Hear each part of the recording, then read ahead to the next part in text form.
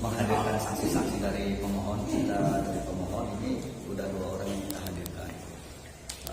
Dalam keterangan saksi tadi yang kita hadirkan adalah bahwa di dalam penangkapan itu tidak ada surat penangkapan maupun penahanan yang diberikan oleh pihak keluarga.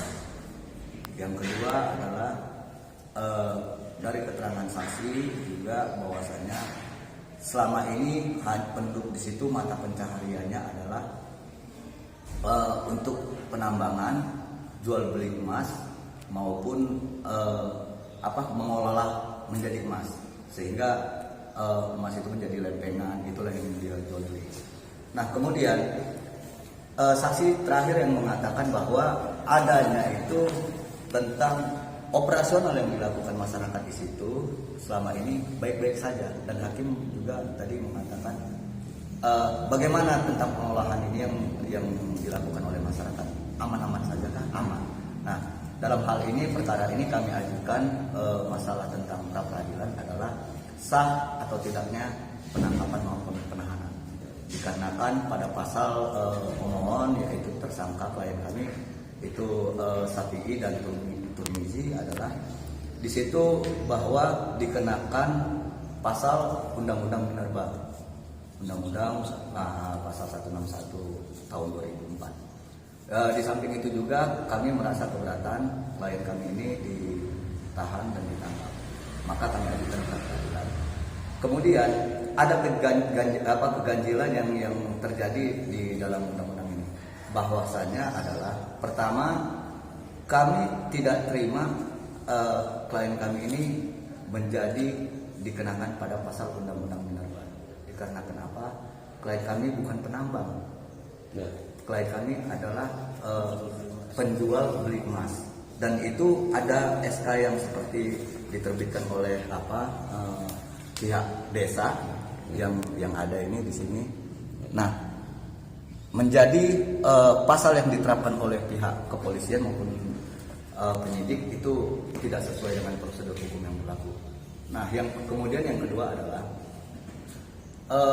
dalam penetapan tersangka juga kami juga keberatan bahwasanya dalam undang-undang yang diterapkan itu seharusnya penambang asli, seperti pengambilan bongkahan dari gunung, ya kan? Itu yang ditangkap, itu yang menyatakan ilegal kalau diterapkan undang-undang Minerba. Tapi kalau ini dikatakan klien kami ini dikatakan bahwasanya telah melanggar undang-undang Minerba, kami keberatan dikarenakan klien kami bukan itu.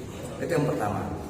Yang kedua adalah dalam laporan polisi yang dirugikan yang dirugikan ini kan seharusnya kabupaten, pemerintahan setempat, terutama Kabupaten Madinah, ya kan? Nah, dalam laporan itu adalah pelaporan seorang oknum polisi.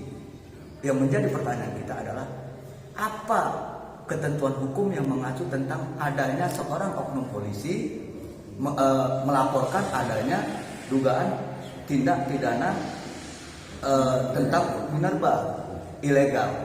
Nah, ini kan tidak ada. Seharusnya ketentuan apa? Itu yang perlu kita kaji lebih dalam. Nah, kemudian mereka juga mengatakan bahwa undang-undang minerba ini kan seharusnya yang diterapkan itu adalah kabupaten. Yang dirugikan adalah kabupaten, bukan seorang oknum yang dituduhkan kepada klien kami, bukan. Bukan itu yang menjadi pokok perkara. Seharusnya yang menjadi pokok perkara adalah kabupaten yang telah dirugikan oleh masyarakat setempat, itulah yang dapat melaporkan kepada pihak yang berwajib bahwasanya ada penambangan ilegal yang terjadi di situ. Nah, bukan seorang oknum. Ini kapasitasnya apa? Itu udah penyalahgunaan kewenangan maupun kode etik Polri. Selanjutnya di situ juga bahwasanya ketika di lingkungan masyarakat ini telah beraktivitas dalam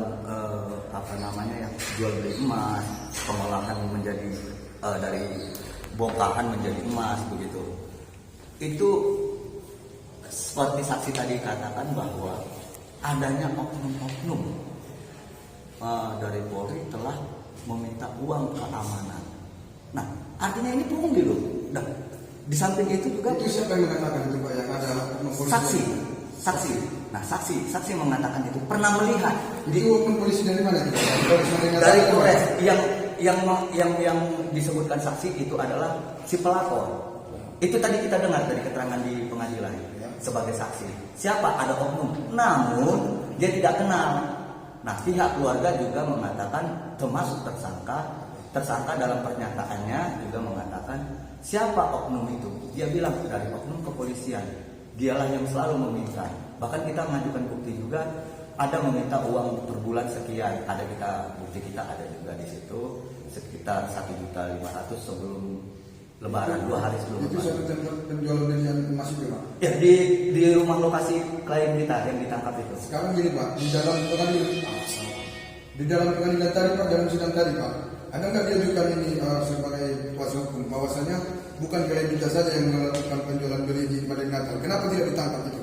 Ya, itu sudah kita ajukan di gugatan, bahkan rekan kita juga ada di sini. Ada. Kenapa yang ditangkap hanya klien kami? Kenapa tidak? Menjadi pertanyaan besar adalah penyidik tidak melakukan pengembangan terhadap perkara klien kami ini. Seharusnya melakukan pengembangan, tangkap itu siapa penambang. Nah, mulai dari pembeli baru tangkap penambang, ini tidak ada.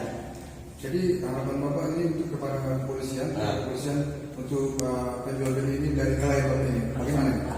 Harapan kami kepada Majelis Hakim Pengadilan Negeri Mandiri Natal ini adalah berdasarkan undang-undang ini menurut kami tidak sah. Jadi harapan kami adalah untuk segera dibebaskan dalam putusan ini.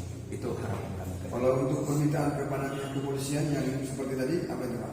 Ya, permintaan kami kepada kepolisian bahwasanya semoga terapkanlah hukum dengan ketentuan hukum yang berlaku. Ya, boleh saya tambahin. Bahwasanya kami tegaskan sekali lagi di sini ya, bahwasanya penerapan hukum yang telah diberikan pihak kepolisian kepada klien kami sebagai tersangka penambangan ilegal adalah tidak benar. Bahwasanya yang bersangkutan adalah seorang pengusaha jual beli emas di kalangan masyarakat, di mana di situ tidak ada pengolahan, tidak ada apa, ya, sama seperti penjual-penjual emas yang ada di pinggiran pasar. Yang mana di tiap kota juga ada, ya kan? Ya, intinya ada kadar emas dibeli, kan begitu. Nah, untuk pihak kepolisian juga kami berharap ya, kedepannya sebelum melakukan tindakan-tindakan yang seperti ini, hendaknya juga memberikan himbauan terlebih dahulu kepada masyarakat, memberikan peringatan baik dengan pemerintah, kan begitu, berdampingan. Ini tidak ada selama 10 tahun berjalan, ya. Usaha emas yang ada di kalangan masyarakat di Mandiri Natal ini tidak ada sedikit pun himbauan maupun peringatan pemerintah terhadap larangan ya kepada masyarakat untuk menjalankan usaha tersebut. Tiba-tiba ditangkap, kan begitu. Nah, ini sudah 10 tahun berjalan, ini baru kejadian seperti ini. Nah, jadi kita harapkan ya penegak hukum ya harus adil gitu. Ya, dalam menerapkan hukum ini jangan semena-mena gitu. Mungkin itu saja yang bisa kami sampaikan. Sama-sama. Dengan saya jadi Mika Amati Panjaitan. Saya jadi dalam satu lagi. Satu lagi Pak, untuk oknum, boleh kita katakan itu kan pungli Pak ya kan? Iya. Tindakan apa yang selanjutnya akan Bapak lakukan kepada oknum polisi ini? Ya mungkin kalau ada kesempatan ke depan nantinya mungkin kita akan berkoordinasi dengan pihak Polda Sumut ya, untuk dalam arti kata bisa menertibkan ini atau menindaklanjuti masalah ini, karena menurut kami ya hanya bagian Polda Sumut maupun di Propam yang bisa menindaklanjuti tindakan-tindakan oknum polisi yang nakal seperti ini ya, tanda kutip ya begitu. Jika terbukti mereka akan ditindak oleh pihak Polda Sumut nantinya ke depan. Mungkin seperti itu. Ya, terima kasih Pak. Terima kasih Pak. Panjang formil saya bisa jelaskan, tapi kalau udah masuk ke material itu udah masuk wilayah pokok perkara. Inilah lingkup dari permohonan pra peradilan. Di saat ini masih meminta keterangan saksi-saksi ada di Nggak, di permohonan peradilan ini misal apabila kan menurut pemohon penangkapan, penahanan sama penetapan tersangka menurut pemohon itu dianggap tidak sah. Makanya mereka memohonkan pra peradilan ke pengadilan negeri sini. Nah, nanti putusannya apakah ditolak atau diterima. Kalau diterima permohonannya berarti perkara selesai di sini. Tapi kalau permohonannya pra peradilan ini ditolak, itu perkaranya lanjut. Nah, Pak, lanjut satu ke pertanyaan, Pak, pokok apa material. Dari occasion bang, ini bang penangkapan penjual belian emas ini, pelaku penjual beli emas ini, jual beli ini kan. Kenapa satu orang ini aja yang ditangkap? Kenapa yang lainnya? Itu kan ada banyak itu di pasar. Ataupun di pasar Jaya itu ada tempat gebosan itu, Pak. Jadi saya jawab ya, seperti saya jelaskan dari awal. Ini saya bisa jelaskan hanya mengenai masalah permohonan pra peradilan. Yang ditanyakan oleh abang ini sudah masuk lingkup material, pokok perkara. Jadi itu tidak bisa saya jawab karena itu yang berwenang adalah Humas Polres Madinah. Ya karena tadi kan nanya sama kami, tapi diserahkannya sama kuasa punya katanya. Terkait masalah permohonan pra peradilan nggak apa-apa. Jadi itu lingkup saya tuh. untuk ini Pak, bagaimana itu penjelasannya? Kan ada tadi undang-undang penerbangan. Ya. Itu apa sih yang di situ kewenangan polisi sebagai pelapor di situ tadi katanya? Oh Polisi. jadi begini. Ya. Mengenai polisi sebagai pelapor itu karena masalahnya bukan ini kan LP tipe A, artinya tangkap tangan. Jadi kejadiannya kan di sana di Banyuwangi Jaya, memang langsung tertangkap ada berita acara tangkap tangan di situ. Oh, tapi di persidangan tadi katanya ada Ditangkap pelaporan dalam polisi. rumah. Ya, Ditangkap dalam rumah. iya di dalam rumah, tapi sekalian disitulah lokasi yang mengenai ada di persidangan tadi ya, ada timbangan, ada alat untuk mengolah emas itu. Emas ini diperoleh lempengan emas ya, itu dari masyarakat yang tidak punya izin sesuai dengan pasal 161 Undang-Undang Minerba. Artinya Bang yang mengatur untuk polisi melapor itu tidak ada Pak ya? Itu kalau tertangkap tangan, Ya. itu polisi seperti narkoba. Tapi di persidangan tadi ada Pak yang dikatakan polisi sebagai pelapornya tentang pelanggaran undang-undang penerba gitu. Oh tidak, kalau itu pertanyaan simpang siur ya. Maksudku, Iya. kalau si masyarakat ini tertangkap tangan berbuat kejahatan, itu model LP-nya itu tipe A. Model A ya, kan ada LP garing A, LP garing B. Nah itu internal kepolisian lah itu. Iya.